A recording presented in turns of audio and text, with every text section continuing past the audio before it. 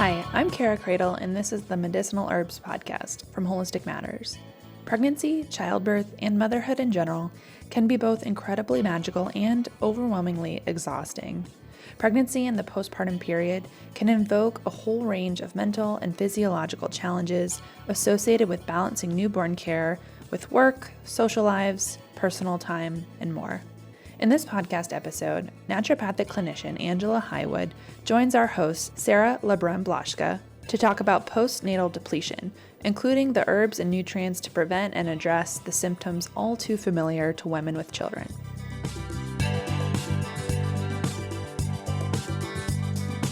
We are here with Angela Hywood, who is an experienced naturopathic clinician with over 18 years of clinical experience in specializing in integrative endocrinology, fertility, pregnancy care. And so I want to welcome you, Angela. So good to have you back. Thank you for having me. It's always lovely to be with you and have such interesting conversations. Today, we're really kind of focusing on this area of postnatal depletion.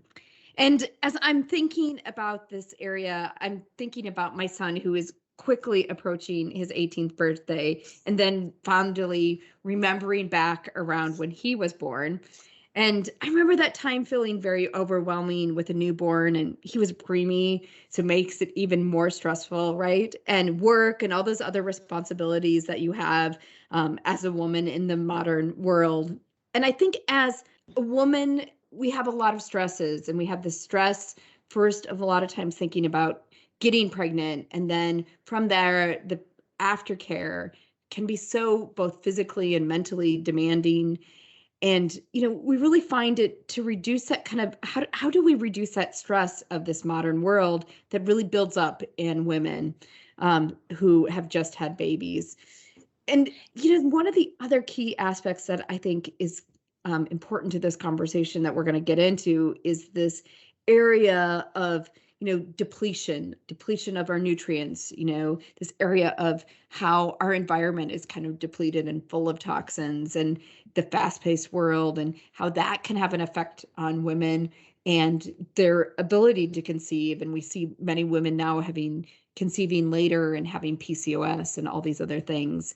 And so this whole experience really is exhausting, right? How do we find a way to manage that? Well, there's actually a new concept that's arising in integrative medicine, and it's this concept of something called postnatal depletion.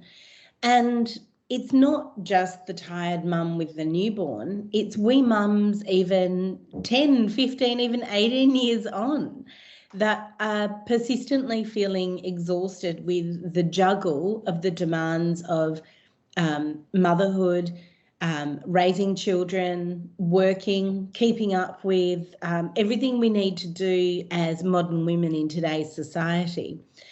And so I'm really focusing a lot about talking to women and really spreading the word about, oh my goodness, postnatal depletion, it's not just about that first year after you've had a baby. It's about the heroine's journey of motherhood, because it is certainly that. You kind of need to be a really strong heroine these days to cope with the demands of motherhood. So I really wanted to dive in and talk about, postnatal depletion with you and sort of really explore this concept, because I think so many women who start reading about this or listening to it are going to have, a 1,000,001 light bulbs going off in their mind going, oh my goodness, this is me. What does that look like for women? How can they identify that they are suffering from postnatal depletion? Great. So postnatal depletion is both a physical and a mental health deterioration, not just caused by the process of being pregnant and giving birth and breastfeeding, but more so associated with the compounding stresses and strains of really the modern take on parenthood. I guess this description of postnatal depletion is one that I think most of we mothers would identify with, and some fathers as well.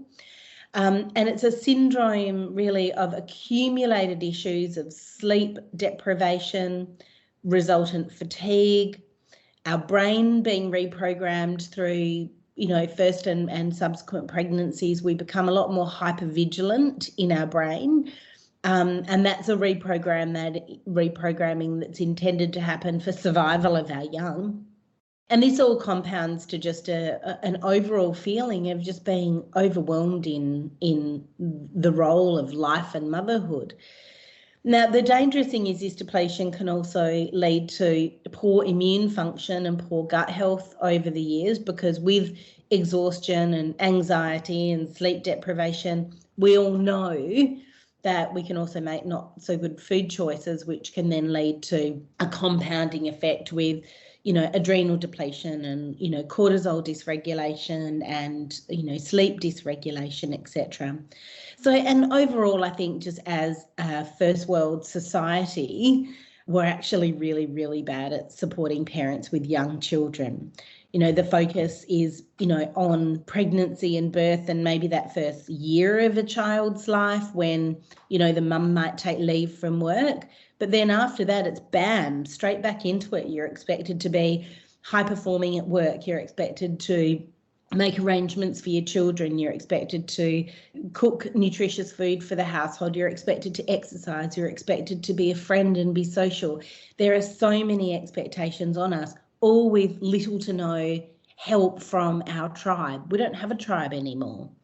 So I think we can all start to see how mums and dads, can unravel pretty quickly, with these circumstances. But at the real core and focus of this is a lack of good nutrition going into the body and a lack of adequate hours of sleep and quality of sleep. If you don't have those two building blocks, we can't expect parenthood to be an easy ride. Yeah, I think many women have these concerns, right? And men, some men too, but women in most modern societies still bear the brunt of most of the kind of daily household needs and the children's needs. If we think about women in this area, what type of symptoms are they going to feel? Things like fatigue, and what else really would you see that would help them to identify this is the concern that they're having? Absolutely. So the big one is exhaustion and fatigue, and that's physical and emotional. I hear lots of women come in and say to me, Angela, I just feel broken. I feel defeated. And I say, all right, what you're actually feeling is both mental and physical exhaustion. Women are tired in the morning when they wake up because they're not getting enough sleep, or they've got kids in bed, kicking them all night long, or they've been up to 1 or 2 or 3 or 4 children in the night. And often because their adrenals are so wired and they're running on so much cortisol during the day, then they're not getting that really deep, really restorative, restful sleep quality at night. So that has an on-flow effect with, during the daytime hours, feeling this like hypervigilance, which is almost like feeling your radar in your brain is consistently on. And really, I think what drives this hypervigilance is like the cortisol impact on the brain, and our brain really living in that fight, flight, cortisol, amygdala zone. So some people might call it like anxiety, some people might call it overwhelm, others might call it tired and wired.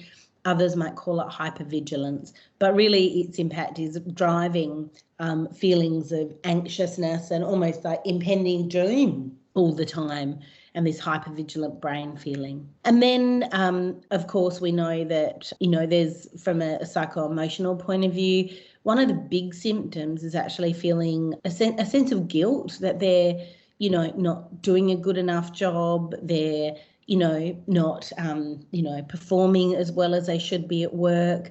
So guilt and loss of self-esteem about, their perception of themselves in their mothering and their professional work roles. Lots of mood ups and downs, frustration, overwhelm, sense of not coping. And, mums will often say, oh, there's just no time for me. There's absolutely no time for me. So they put themselves at the bottom of the barrel. Then the other big one associated with the hormonal neuro reprogramming of the brain in pregnancy, which is such an interesting concept, is this persistent kind of baby brain fog, poor cognitive function that women are telling me about as well. And then no surprises here with one of the other big symptoms. They say, I've got absolutely no libido at all. And I say to them, well, your body's in overwhelm, in nutritional depletion, in sleep deprivation and exhaustion. So we can't really expect a woman's body to have a wonderful libido when you're experiencing all of this, because essentially your body and your brain is begging you not to try and reproduce again at this point in time.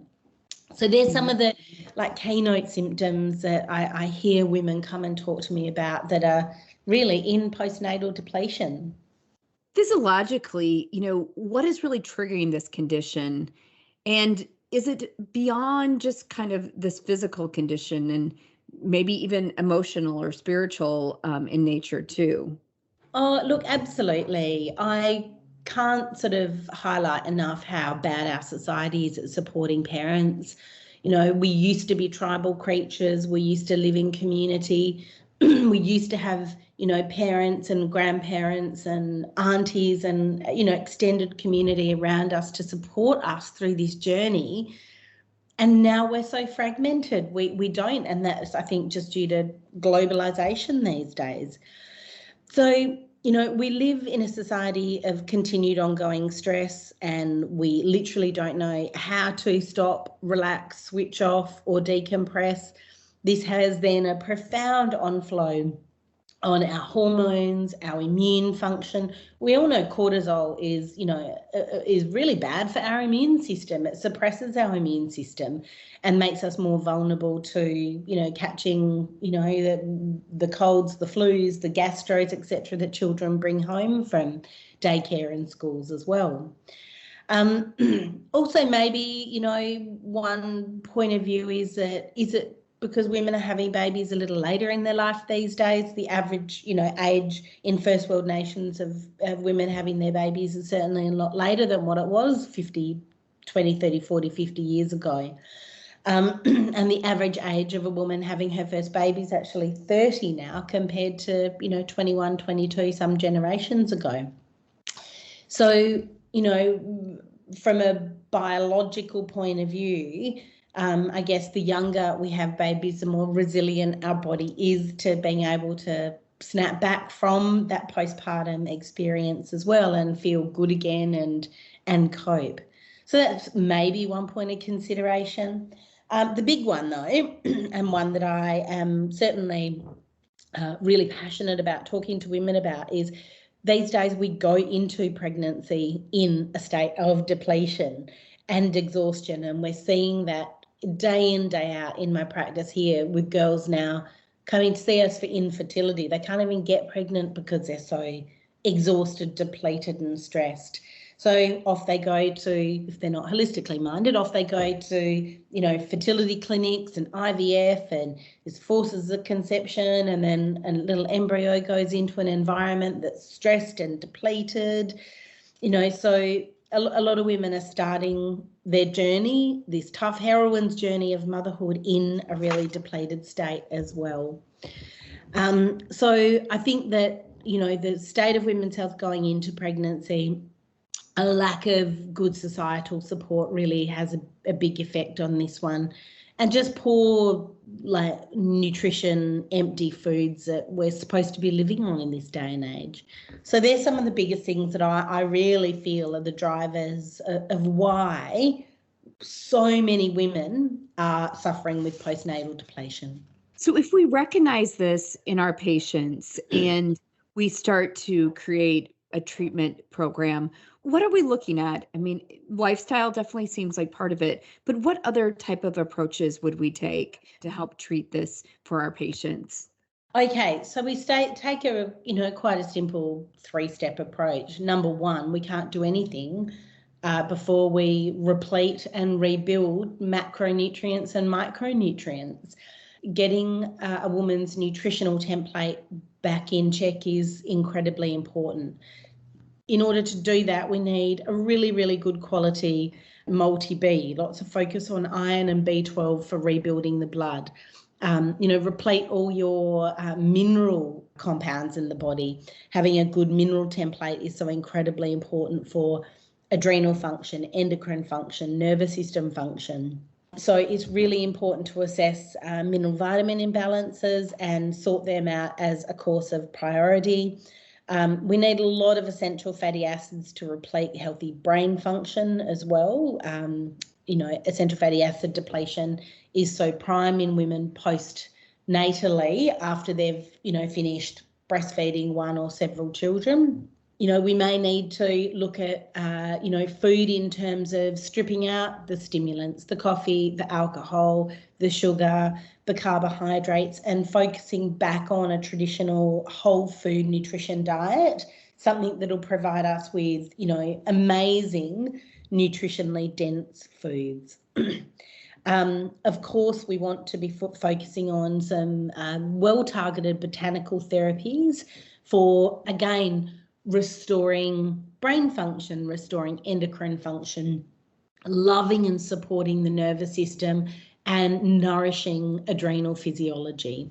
At the basis of all this, essentially, it's a more modern mum syndrome of adrenal fatigue or adrenal insufficiency through the demands of, multiple pregnancies and birth and breastfeeding, and then over again 2, 3, 4 times in a lot of women's cases.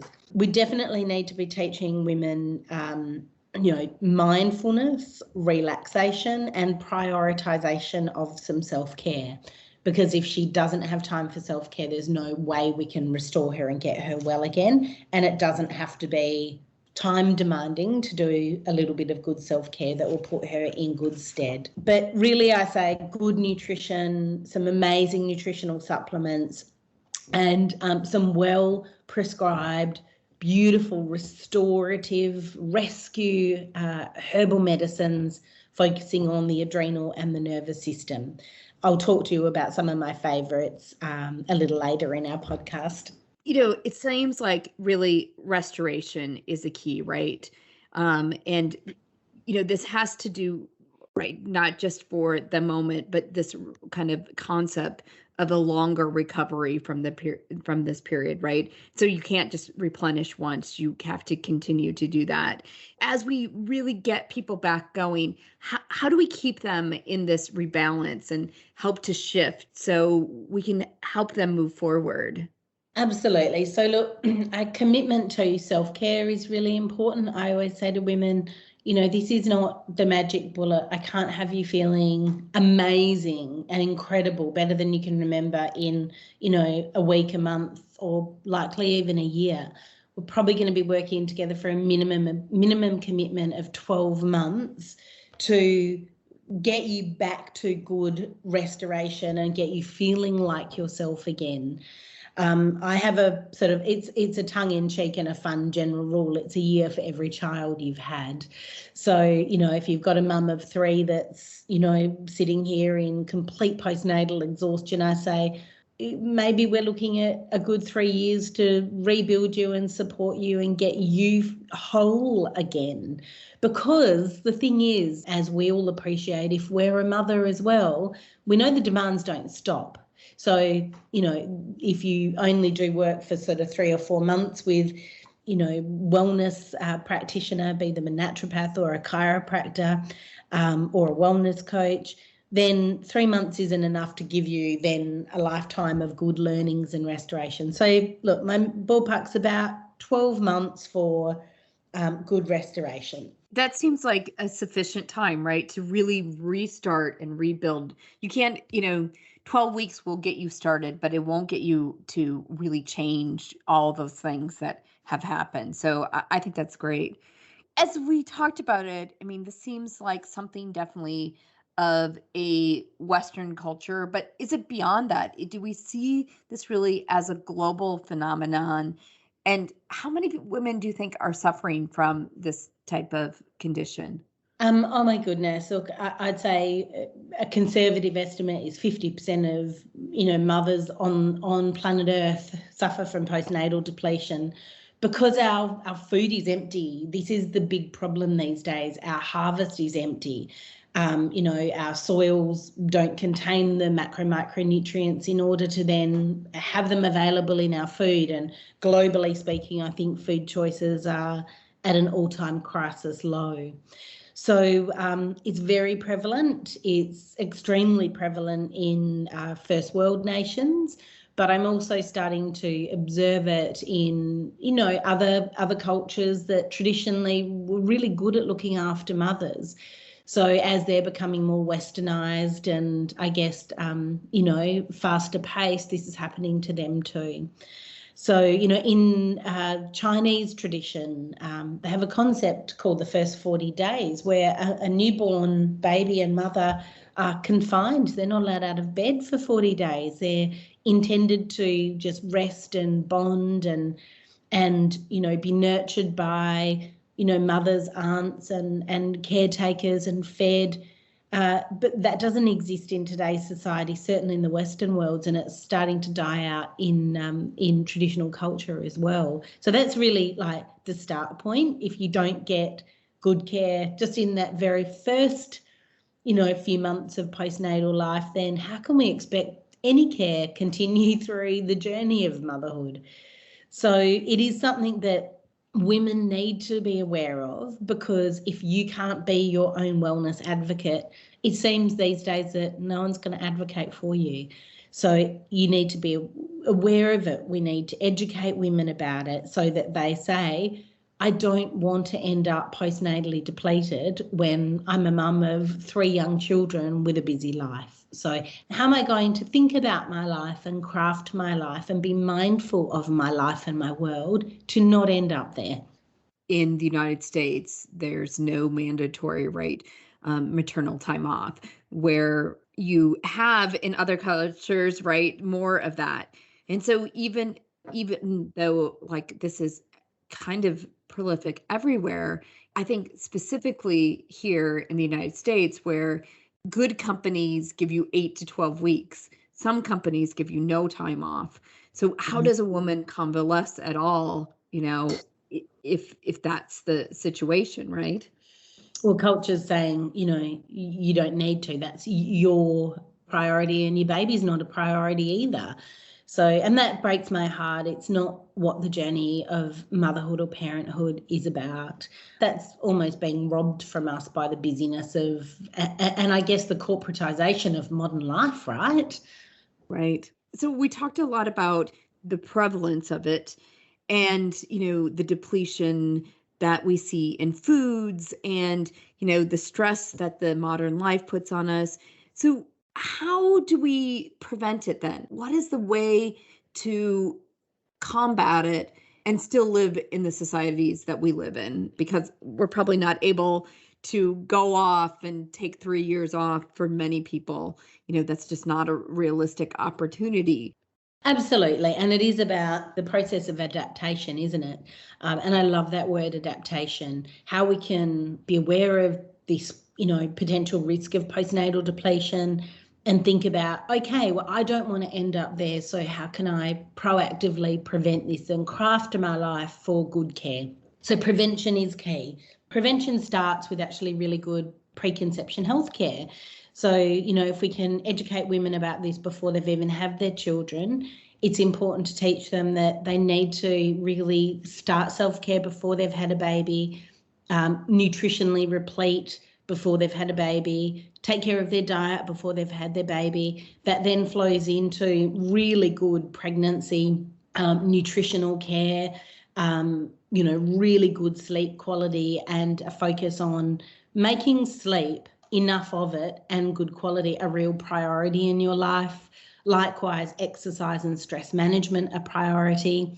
Looking after your adrenals. Essentially, this is like an adrenal burnout syndrome. So making sure that adrenal care is always prioritised.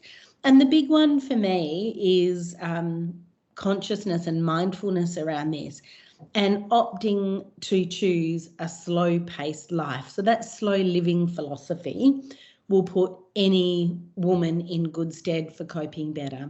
And that means committing to less, prioritising rest and self-care more, And just learning to say no. No is a really powerful, proactive word in self-care. So, no to that social engagement when you're already feeling tired, or, no to that extra work conference that might be optional, that you could get out of if you want to prioritize your family and self-care. So slow living philosophy, adrenal care, preconception, really good nutrition at all times, and making sleep a priority. They're my core prevention strategies.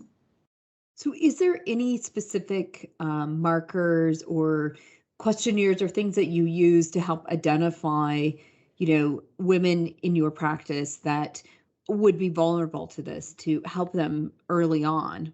Absolutely. So I can see red flags for girls that are coming in to see me to trying to get pregnant in the first place that could be big red flags for postnatal depletion. So I get worried about the girls that come in and I see with depression, anxiety, or other pre-existing mental health care issues. So, they're big red flags for me. The corporate cowgirls, I call them, that live really high-paced lives, really have a lot of their self-worth pinned on, their career and their ambitions and their goals, because I know that that's going to be tricky for them to manage motherhood and have those demands as well. And, if we don't get these girls sorted out and in a good headspace before pregnancy, and before they become mums, and teach them these strategies, then they're going to be at higher risk of postnatal depletion. And also postnatal depletion, if you're in it, makes you more vulnerable to some other really serious health conditions, like then clinical depression and anxiety, weight gain and cardiometabolic consequences. Even premature menopause, believe it or not, is a marker of adrenal burnout in women. So when we are so exhausted and so burnt out, our ovaries will will stop functioning in order for self-protection. And also one of the other big serious health concerns with this, mum exhaustion and postnatal depletion is a real heavy toll on the immune system, which makes these women more prone to recurrent infections and that immune wear and tear, which I think we'd all agree is pretty dangerous in today's environment and climate. All that is so important to understand, that these women, I think many people listening have had that. And I love the term you said, trying to climb the corporate ladder, that we have that time to think about taking it slower and really working through how it's going to be. I think about having some discussions with people over the years, and they're like, oh, a baby's not going to change my life, until they have the baby. And then they realize, right, that it does change your life in many positive ways, but it does make it more stressful too, right? Yeah, absolutely. Right? So how, with that woman and any other woman, do we really proactively help to prevent this? What can we do to really help them understand how we can proactively get started, even before they become pregnant, to say, okay, you want to do this in your life, here's how to get ready? Okay, so number one is take a really good whole food nutritional multivitamin and a whole food mineral every day. Okay, we've got to feed the body beautifully and appropriately and give the body the basic nutrients it requires to run and function. You can't drive a car without petrol. You can't run the human body without minerals and vitamins, essentially. Likewise, a really good quality DHA-rich essential fatty acid to nourish the nervous system and the brain is really, really important. And then I come into looking at amino acids for endocrine restoration. I love tyrosine, is one of my favorites. It's a beautiful nourisher for the adrenals and also for the thyroid. But we've got to remember amino acids are a family. So, getting adequate protein, digesting your protein efficiently so you can liberate your amino acids is really, really important. I always say as well, a really good quality probiotic is key. We know that there's a really strong link between, the gut immune axis and the gut mental health axis. and the gut fertility axis. So making sure that the gut health is really strong and the microbiome is well nourished and supported is critically important. And then we come into my passion point, which is some well-crafted botanical medicines, well-prescribed botanical medicines, I feel is really the power and the magic in the equation of prevention and also treatment. So I really focus in on selecting some of my favorite adrenal adaptogens. Adaptogens help our body adapt to the modern demands of life and stress. So adaptogens that I particularly love for the mum prescription is shatavari. Shatavari is asparagus racemosa, comes from the Ayurvedic tradition, and it is the ultimate adaptogenic nourisher for women, particularly exhausted women. And what I love about it is it's safe in all ages and stages of a woman's journey through her life. I also absolutely love ashwagandha. And this is just such an incredible adaptogen for that wired and tired presentation when, our women are feeling hypervigilant, anxious, this sense of impending doom, not coping, and, just struggle to get her head around just the demands of one day, let alone, a week, a month, a year. So I love ashwagandha. It's got such a beautiful blood nourishing quality and calming quality as an adaptogen. So it's also very good for the onflow of supporting sleep. And then we really need nervines. And nervines are a group of herbs that feed and nourish and calm and support the nervous system. So taking that nervous system from, fight and flight and cortisol stimulated and wired back to a nice, calm, strong foundational place. And by the time you get the adrenals and the nervous system back down on planet Earth, calm, restored, nourished, this is when women start to feel grounded again, start to feel themselves again. So one of my favourite nervines is passion flower.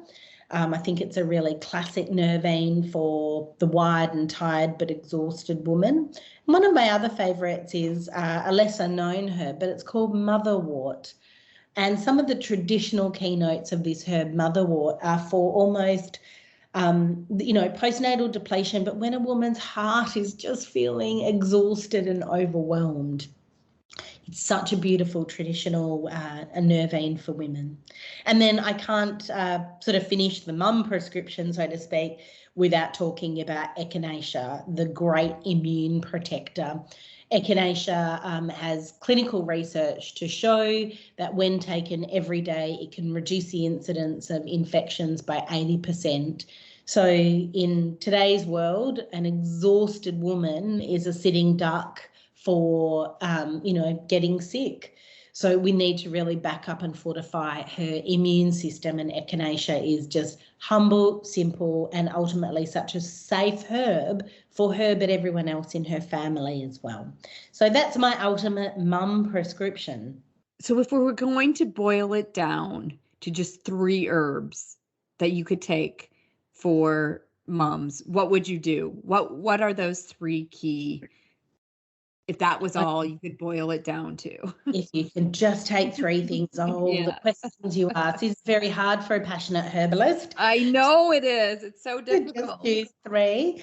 Okay, but if I was to boil it down to 3, I would say you would either choose ashwagandha or shatavari as a core adaptogen for long-term restoration.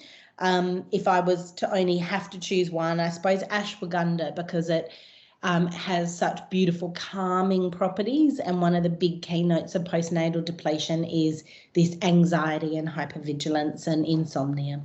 So I would probably choose ashwagandha. Absolutely, I would choose a nervine, and passion flower would be my go-to each and every time, because passion flower truly nourishes the nervous system, but it is also so fast acting as a rescue herb to just get you out of that hypervigilance and create calm very quickly. So that combo of ashwagandha and passion flower is so very grounding to our body. And then I think it's just my professional responsibility to talk about immune care. So it's really important that echinacea is considered a part of that powerful trio of herbs for postnatal depletion. We all know that children come home with infections all the time, you know, the ear, nose and throat infections, the gastro bugs. And, you know, we've all been there. I always say to my pregnant patients, I need to look after your immune system now. Your first 2 to 3 years of parenthood will be the sickest few years of an adult's life, because, you know, we're constantly exposed to those little bugs that the kids bring home from like daycare or school, kindergarten, etc. So echinacea absolutely has to be a part of, you know, a mum's daily regime. Angela, if I only would have had you about 16 years ago to tell me this information, you know, or 18 years ago, right after, right? I would have not had some of those long days and nights that moms have early on.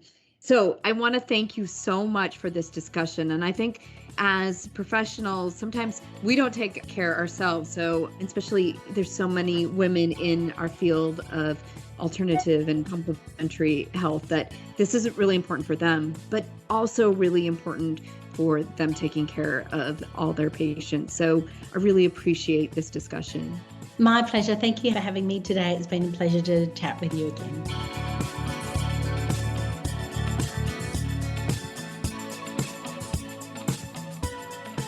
Thank you for listening to this episode of the Holistic Matters podcast series on medicinal herbs. Go to WholisticMatters.com for more on herbs and nutrients to support human health. That's holistic with a W.